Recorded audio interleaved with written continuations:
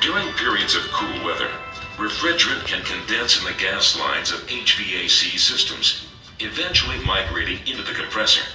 A key feature of the Copeland scroll compressor is its ability to handle liquid refrigerant with its compliant scroll design. During normal operation, radial contact between the two scrolls is held tight by centrifugal force, acting outward upon the orbiting scroll. Axial contact is maintained through positive pressure differential between the stationary and orbiting scrolls. In the event liquid refrigerant enters the scroll cavity, the radial and axial compliance allows the scrolls to separate, safely passing the liquid out of the scroll cavity without damaging the compressor.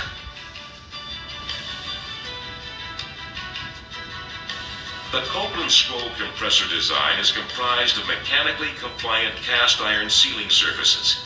Inherent forces cause the scrolls to continuously seal against each other even as wear occurs.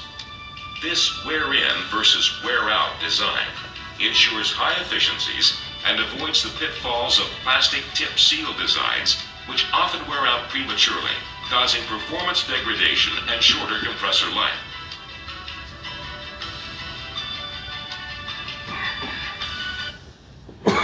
So these are how it can handle liquid. When the liquid enters, because the hydraulic force is more than the centrifugal force, it gets separated and the liquid can come out.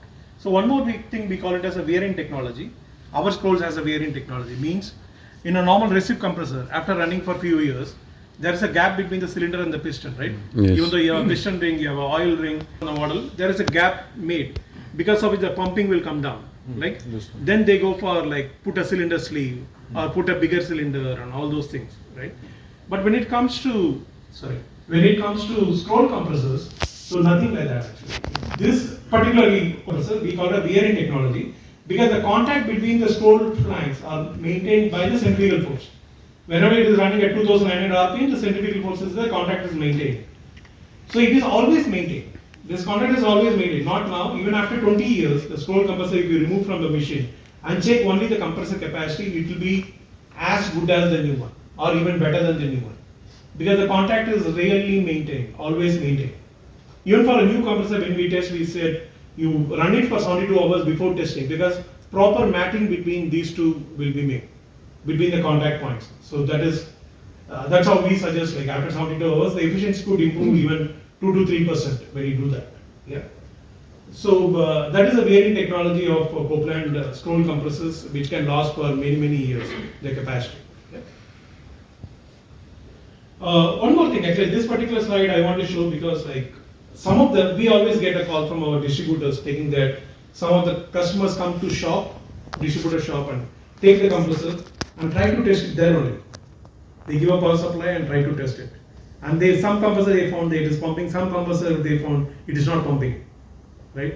If it is not pumping, they just give it back. Because they are also afraid, like when it will go back, when they brace it, the distributor may not take it back and all that. So that is very wrong practice. One is, any compressor, you are not supposed to run it in open air, right? So even the semi-automatic compressor, people run it, but in the semi-automatic compressor, when you run it, we call it a diesel effect. Because you have a semi-automatic compressor, there is oil, there is a compression taking place. In particular combination, the compressor can explode. Openly, when you are running for a longer period, you can just search in Google diesel effect in compressor. So that can make. So even normal compressor also don't check it in open air. The other thing is, you have moisture in the air. All the moisture will go and settle in the oil, right? So now we are using POE oil, that is highly hygroscopic. Hygroscopy means it can absorb moisture very fast. So when it is absorbing moisture very fast, then it will create acid inside the system, right? It will create a rusting inside. It can like attack your varnishes in motors, right? It can attack all the bearing surfaces. It can attack anything. It can attack even the coil. When the moisture is inside, when the moisture is going through, it will become acid. The acid, when it is going through the copper tubes, it will take away some copper tubes and bring it back. Where it deposits, wherever you have a high temperature inside the compressor, the bearing surfaces, the copper will get deposited. After some time, there is no tolerance between, there is no gap between the bearing and the crankshaft. Then the compressor fails, because it is keep depositing the copper there. So when you open the compressor, you find copper color. On the bearing surfaces, you can find copper color, you can find rusting inside. all this indicates there is a lot of moisture inside the compressor. Yeah. to take care of that, don't run it in open air. So especially when it comes to scroll compressor, what happens is, so we have seen this. This contact need to be maintained, contact need to be maintained. The red need to touch blue, and the blue thing tip need to touch here. Then only the proper contact is maintained and the pockets are formed. Yeah, otherwise it will be bypassing. So this one, the top to bottom, it is touching based on, we call it as a floating seal. This is a floating seal, which is actually pushing this down, this particular fixed scroll down to make this contact. Yeah. So this is based on the pressure created here. I will just show you the next slide. So during the initial operation, what happens is, when you are starting the compressor in the wherever you want to open compressor without connecting the tubes, what is happening is, this pressure is not created here. This pressure is needed to push this up. The green color one you are seeing, that is a floating seal. This need to push up so that the sealing takes place here. Otherwise, the discharge will be coming back here. It will try to compress. It is not enough force here, and whatever is happening, it just comes back here. So not all the compressor will pump. It depends on the position of the floating seal. If you test 10 compressors, maybe 5 compressors might be pumping. It depends on the position that time, and 5 compressors may not be pumping. The compressor which is not pumping, it doesn't mean the compressor is having an issue.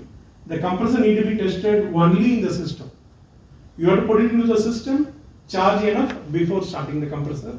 That's how you have to check the compressor, not in the open air. When you are trying to test in the open air, some compressor will pump, some compressor doesn't pump.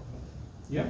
So that actually we have to be just very clear on that, because whenever we have this complaint, we said go fit it in the system, charge it and test it. 100% cases it works, right? So that's the reason I want to just show this. This is like initial starting. In the normal operation, if you really look at, this will be like this. You can see this green one goes up, it touches here. Yeah, it is touching here, sealing this position, and the pressure is developed here. It is also pushing this down so that this contact is maintained. The previous one, if you really look at, this contact is not maintained much. Yeah. So here this contact also maintained. This contact is maintained so that proper suction and discharge takes place from here. So don't test scroll compressor in open air, or any compressor in open air, by the way. But scroll particularly don't test in open air. It has to be tested only in the system with enough refrigerant charge. Yeah.